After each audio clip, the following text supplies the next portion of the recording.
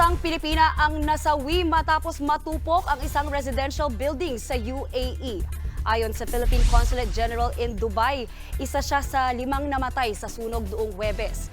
Nagpaabot na ng pakikiramay ang ahensya sa pamilya ng nasawi. Binabantayan na rin daw nila ang lagay ng kanyang asawa na isang OFW.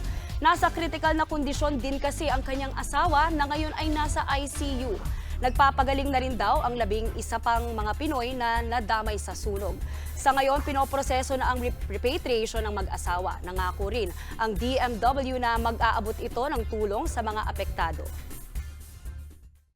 We would provide also financial assistance as well as funeral assistance to his spouse. We will also provide livelihood kasi kung critically injured siya or may natamo siyang mga injuries na will not provide him the opportunity, we would provide livelihood here.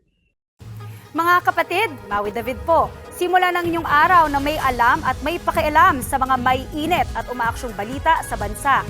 Para maging una sa balitaan, mag-subscribe at mag-follow sa social media pages ng News 5.